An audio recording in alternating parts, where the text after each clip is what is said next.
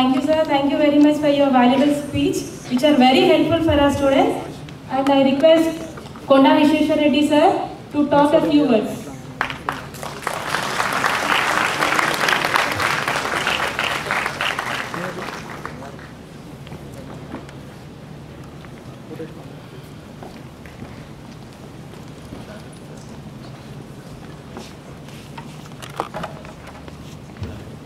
Honorable members on the dais, Professor Ramesh Garu, Vice Chancellor JNTU, Professor N.V. Ramnarao Garu, friend and my political mentor, Prakash Garu, Dr. Govardhan Garu, Director, School of IT, my young friends, Sandeep Mattal, Rana Pratap, one very important personality, and one I was wondering what was the role of psychology in IT. Actually, it's very, very important. I just realized while I was taking notes. C. Virender Garu, Brigadier Ganesh Garu, Sangameshwar Garu, friends and students of JNTU. Firstly, thank you for the opportunity to visit the wonderful campus and have the opportunity to address you. So thank you, TITA. I'm a recent politician, so let me talk about some politics in beginning, if you don't mind. But in the news, every day you see the Chinese premier in India, that's in the headlines. And I myself am trying to understand what's the impact.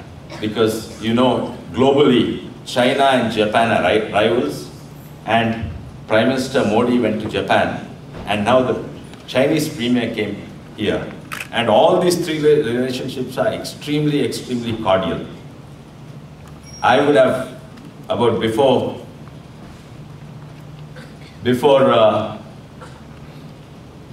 the Chinese premier came here, I thought they will actually be more aggressive with us just because our Prime Minister went to Japan. But fortunately, the relationship between India and China actually got closer. And I just realized why it got closer. I'll just try and explain what I understood.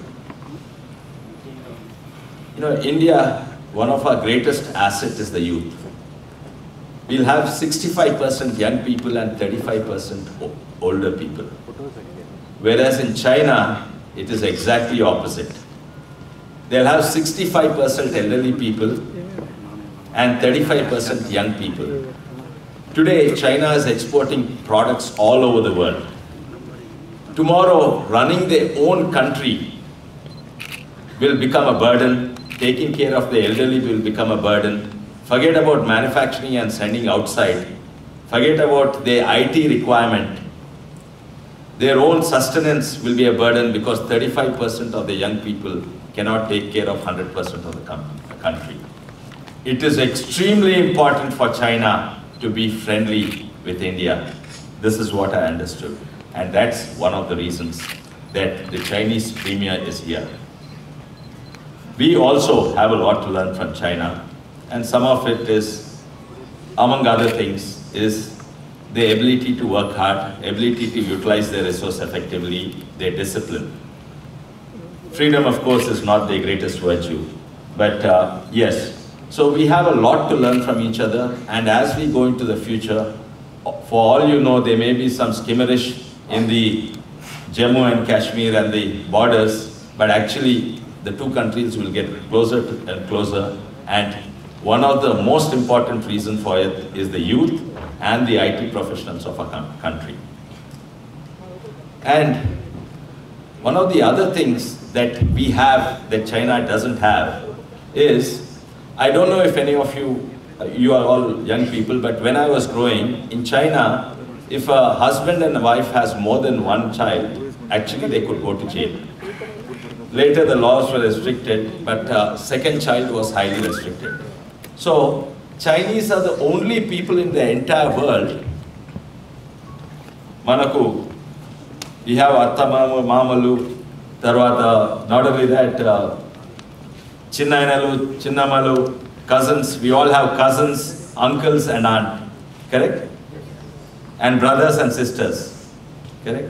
In China, nobody has a brother or a sister. They are the only human being in the entire world, they don't have a brother or sister because it's a one-child policy. Now, since it's been there for more than a generation, their parents also do not have a brother or sister. So, no Chinese has an uncle or aunt, or at least 99% of the Chinese don't have an uncle and aunt. They do not have relatives. Their family structure is broken. And this is very important to IT, and I think Virender Garu will, agree with me. And so, what does it mean? In IT, it's not just knowing your programming and software. It's your ability to communicate. And ability to communicate is not just language. It goes beyond that. It's ability to connect with other human beings, ability to connect with your friends, ability to connect with your relatives, ability to connect with your family.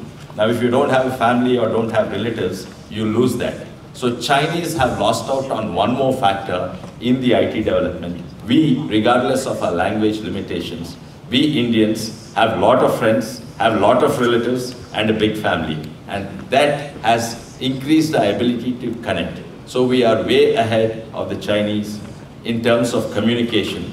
And that plays a very, very important role. And that is one more area, I think, we stand good, where we can be the IT solution, not only for the world, but for China. That will soon begin to happen. Now, after the elections, I became an MP, and a lot of people come to us, but not to all the MPs or MLAs. A lot of people come to our office seeking several things. There's no power supply, there's no water, the road is not good. Sir, please write to GHMC, there are potholes here, or the water connection is broken. A lot of such problems. And almost every day we get about 150 to 200 applications. But there are few more things we get asked for. One is, get me admission here, school, college. But most important, the maximum number is, we need a job. I have so-and-so degree, I need a job. And actually that is the most depressing thing. I can help a person if his road is not proper. I can help a person if the power supply is not coming. It will be fixed. If not now, in a few weeks or few months, it will be fixed. But while the youth is an asset, it can soon be a liability if the youth are unemployed and there's no opportunity for the youth. Now, enlightened leaders like our Chief Minister has recognized this, but the solution is not overnight. To create 20 lakh jobs cannot be done overnight. But I'm very happy that we are going in the right direction. I also show where we have gone in the wrong direction in the past. Otherwise, we are in a great mess and will continue to be so. And I think with the formation of the new government, the direction is going to change. And not only in our state government, but also in the central government. I think the biggest challenge the country is facing, not just Hyderabad or Telangana, is youth unemployment. It is the #1 challenge. Before entering politics, I thought the biggest challenge in our country is corruption, or communalism, or terrorism, or casteism, or cross-border infiltration. But all these problems like corruption are very, very tiny compared to the problem of engaging our ability to, or our inability to engage the youth, occupy them, give them opportunities, give them jobs. And this is the #1 challenge in the country. Unfortunately, while I thought the future is IT and the opportunities of IT for opportunities globally and in China is huge, But the current scenario in India, and once again this is only applicable to India, world over, as the educational qualification increases, the unemployment decreases. India is the only country in the developing world and the developed world where as your educational qualification increases, your chances of unemployment also increases. So definitely we've been doing something wrong. And one of that wrong, I think, was corrected in the recent past. And I think JNTU had played a crucial role in this. I don't know if you got what I'm talking about. We had 700 engineering colleges creating mostly unemployable youth, wasting 4 years of their lives and wasting a lot of their money and their parents' money and making them unemployable. And that was many of the 700 engineering colleges have been doing.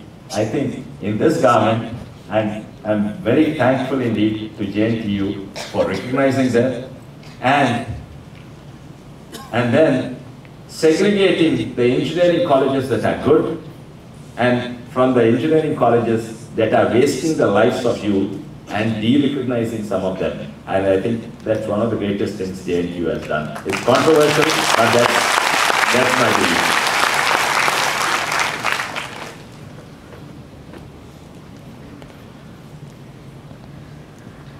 I worked in many jobs and I interview a lot of students. I myself, as you know, I'm an engineer. And I used to interview not only for the companies I worked in, I used to be invited to interviews for other companies. So I think approximately I would have interviewed around 4,000 students for jobs in my last 30 years of engineering career.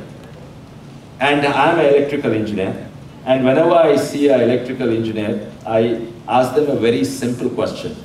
Do you know one formula called V equals IR? Any one of you know that? All of you know it, right?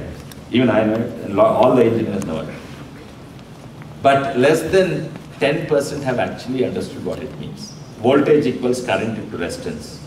Or you can manipulate I equals V by R equals V by I. So, but all that is algebra. That's not electrical engineering. That's not about voltage, correct? But a simple question you ask, is it because of voltage this current, or is it because of current voltage is generated? Simple question, right? If I take a stone and throw at the glass breaks. So throwing stone equals breaking of glass.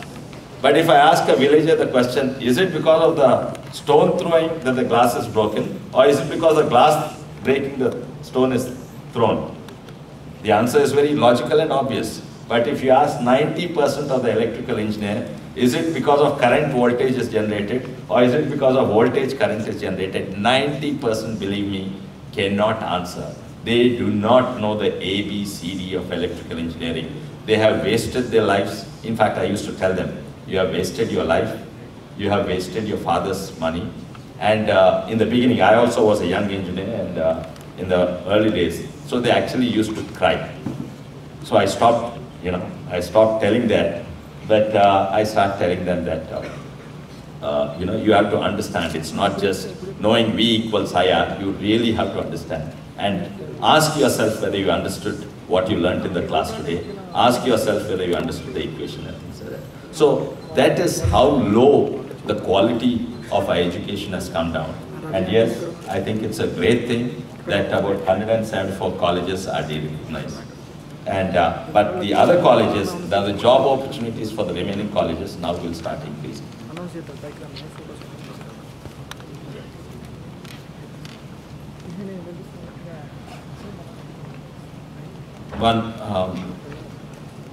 If you don't mind, I'll just tell a personal story and something. I was named Vishweswar by my grandfather, who was a politician and a freedom fighter. And he believed in those days, it's a great honor to be a politician. Of course, nowadays politicians are not exactly the most respected breed of people. except in Telangana, because we fought for freedom. But so generally politicians are not very well respected. But in the era of freedom fight, whether it's Lokmanya Tilak or Bal Gangadhar Tilak or Sardar Patel or Nehru or any of these, we highly respected because they were fighting for the freedom. And to be a politician in those days was a great, great honor. Then of course we got our freedom. And after we got our freedom, you know, country was in a mess. We had the partition, you know, there were communal tensions created. There was a lot of killing.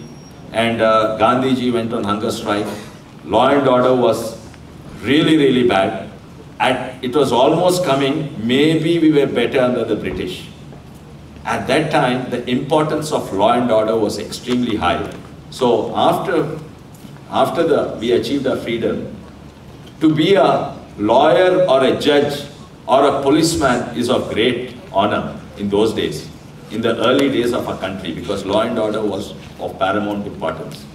Today, I don't think we actually respect lawyers, or all lawyers are crooks, and we generalize, and we don't exactly respect our police people. But those days, to be an IPS officer or a lawyer was a great honor.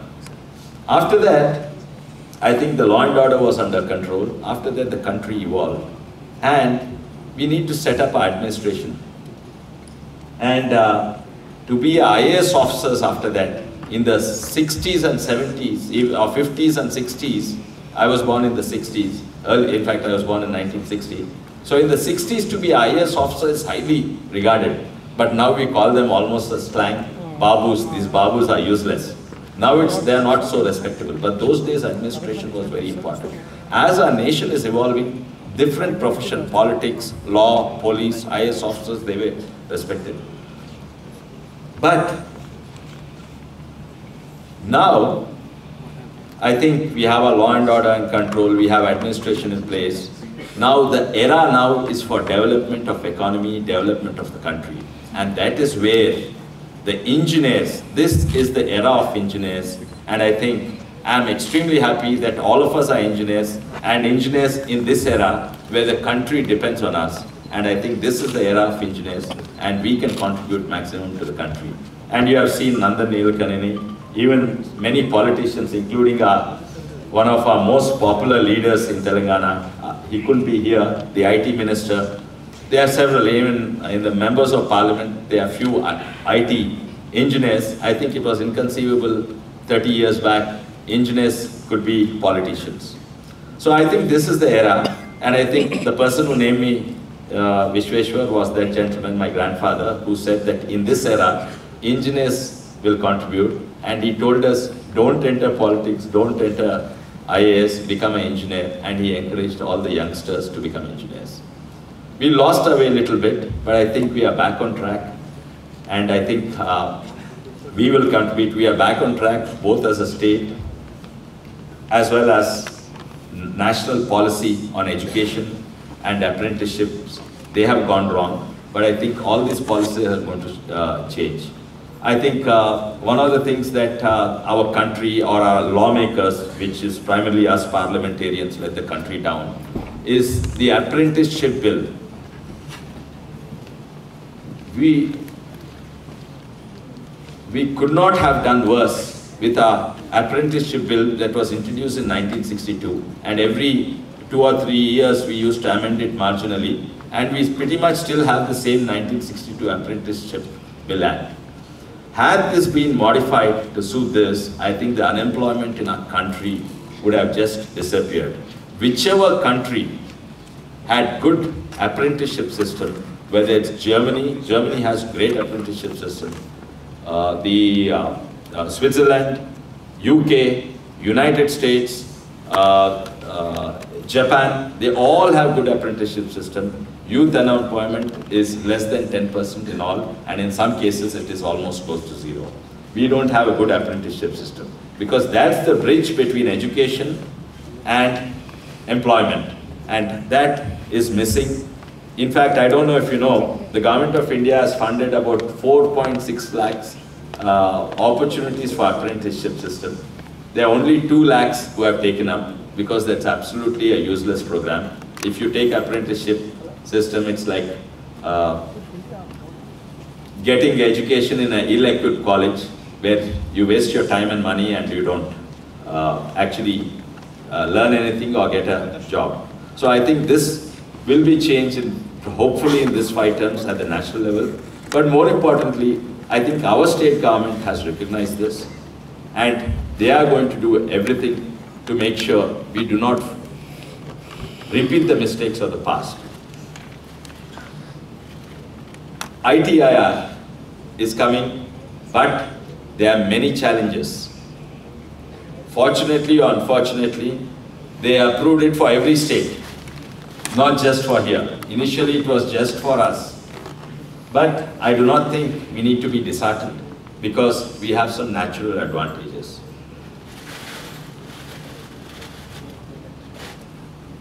I'll quickly go through the history of history of IT industry in Hyderabad especially.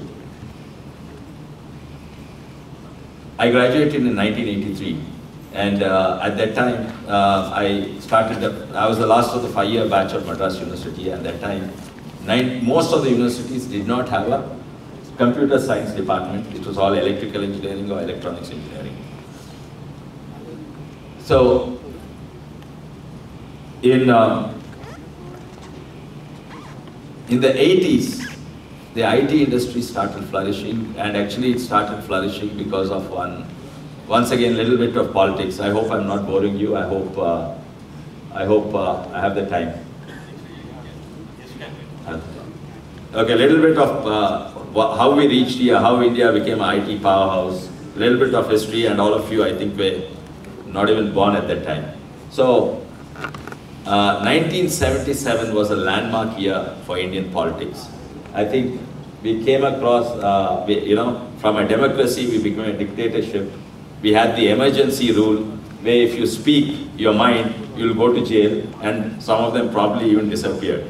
So from that, a new government got formed, the Janata Party, and George Fernandez was there. There was a highly nationalistic movement in 1977, and we wanted to reassert ourselves. The whole democracy died because of emergency.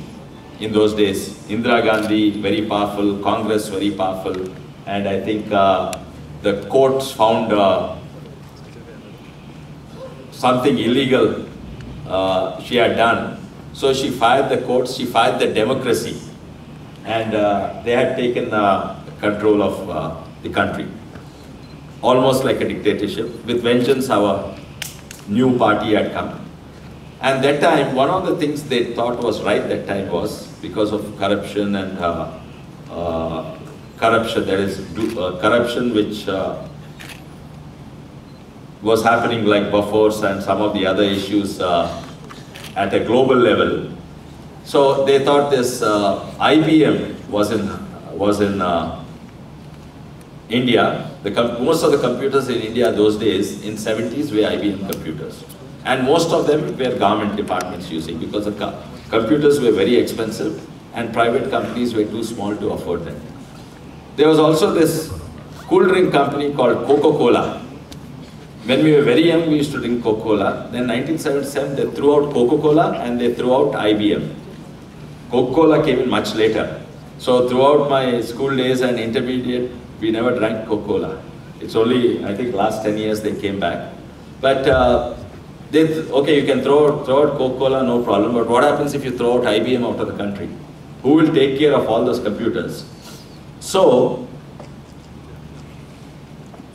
they had to create facilities to manufacture computers and maintain computers. So, they asked ECIL Hyderabad to manufacture computers, and they asked CMC, they created CMC, Computer, and now it's part of TCS, to maintain computers, and both these were in Hyderabad. And just like because IDPL was in Hyderabad and all the pharmaceutical companies like Dr. Reddy's and Sun Pharma and Abhido Pharmas came up in Hyderabad, because of ECIL and because of CMC, IT companies started sprouting in Hyderabad, when in the 80s. Not only because of that, because IT professionals have no region. As a professional, we don't have, I'm not belong to a particular region or community or caste or something. We are IT professionals. Anybody or any region or any city that can attract IT professionals, there the IT industry will flourish. Number one is ECIL and CNC, but number two is the ability of Hyderabad to attract IT professionals was very high. Of course, we have geographical advantages. We are in the center of the country, so we are not very far away from Delhi, as Chennai would be or Trivandrum would be, or vice versa. Our weather is good, but most importantly, our culture and our ability to connect with people. That was very, Hyderabad was very friendly. We are very jovial people, and we could speak in Hindi. We would speak in Hindi, English, Telugu, Urdu, all mixed together, little bit Kannada words, little bit Urdu words, little bit Maharashtrian. I think, do you know that Nakkoji, if I say, everyone will laugh in Delhi? Yes. Nakko they say is not. So I went into it, I think it's a Maharashtrian word. It's not a Hindi word, I believe. So we add little Maharashtrian also into our language. Such culture did not exist in any other part of the country, with its natural advantages. So, ECIL and CMC, our culture, our geography, our weather, our Pongals, our Diwalis, our Holis, all this attracted the best of the IT industry. IT industry just started growing in Hyderabad. It became the #1 hub. There was one gentleman called Raj Reddy, Carnegie Mellon University. He also came and set up an IT company here. I forget the name of the company. Huh? OMC Computers, but before that there was one more name. Now I think it split and it's called B.V. Mohan Reddy's company. It also derived from that company.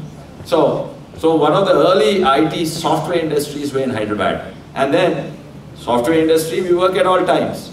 And Irani chai khanas also used to work at all times. Perfect. So we used to have in college days, after studying, 10:30, 11, we used to go to Irani chai khana, hang around there, 12 and came back. So all this culminated into Hyderabad just budding into IT industry. Then a disaster happened. Again, this I don't want to make a political statement, it's purely in terms of IT, whether you believe. Then a disaster happened. A major political change happened in our state. A gentleman with great popularity started ruling up, and he was all powerful. He won with thumping majority. He came here. The only thing is, he did not understand IT, and he did not understand our culture, and he did not understand our Irani chai khanas. He was popular among the people, so he told people is in a country, those days, people meant poor people. So we'll do 2 rupee rice schemes. The state went bankrupt. There was not much money to pay for the power.